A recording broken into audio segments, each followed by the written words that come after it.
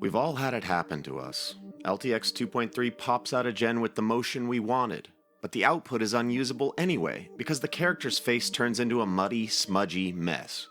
Or, even in shots without a lot of fast motion, LTX just randomly decides that a character's eyes should be made of dead-looking glassy marble.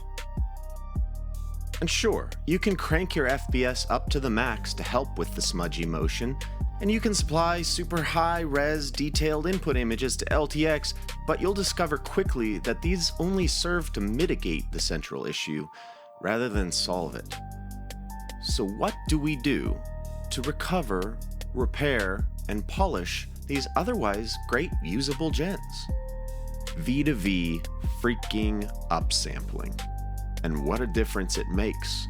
Take a look at how it saved all these shots in my recent short film, Desra the Witch. And I can't glaze it enough. Without this workflow, my work wouldn't be half as impressive or as clean. Every AI filmmaker who's using LTX 2.3 should have this in their tool belt. So how does it all work? Well, let's just say LTX's shortcomings are decidedly Juan's strengths.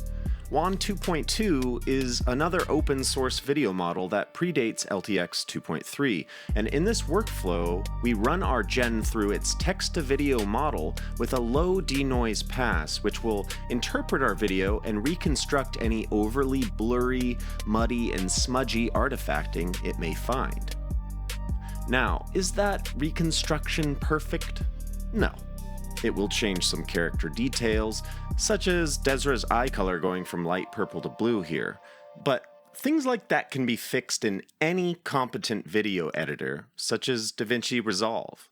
The other caveat is that due to Juan's 81 frame limit, any video longer than that runs the risk of getting its first 6 or 7 frames corrupted slightly before it gets resolved. This can be avoided by either padding your video with blank space in the beginning, again 6 or 7 frames, making sure its total frame count is a multiple of 16, harder to do, or by chopping off the affected frames in post. Either way, typically the results are going to be worth it. Alright, step 1. We need to get the models. Specifically, the Juan 2.2 T2V low noise model and its associated Turbo LoRa Light X2V. Links for these are in the note inside the workflow. Next, we load our video. It can be any length and any FPS. Step 3, continuing on, we look to make sure our block swap is set between 0 for high VRAM cards and 20 for lower VRAM cards. The positive and negative prompt should basically never be changed, as nothing you add to it really affects the video output. Step 4. Our denoise slider determines how much Juan is allowed to upsample our video. The higher this value is, like 0.4 or 0.5, the bigger change you get. I encourage you to experiment with all sorts of values to see how it affects your outputs. Step 5. Our target resolution and tiling options. The longer and larger the video, the more tiles we'll need to upsample with Juan. For my 24GB VRAM card, for instance, I typically stick with 2x2 or 4 total tiles for a 1080p gen under 150 or so frames. Anything above that, I might go with 6 or even 8 tiles. But be very wary. Fast motion shots with lots of tiles can cause the grid overlap, the padding that says 80 there, to be visible in the final output.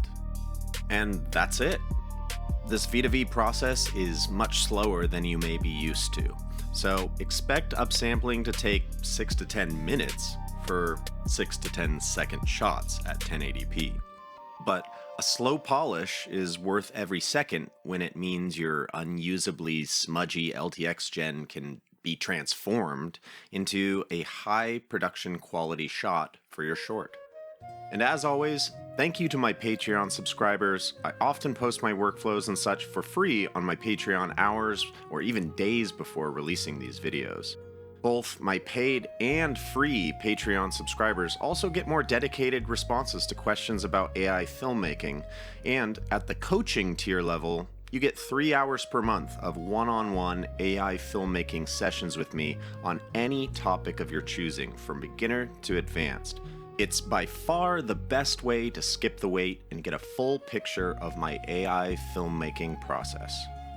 So anyway, see you all in part 2 of my V2V series, which will be covering V2V editing and outpainting. Take care.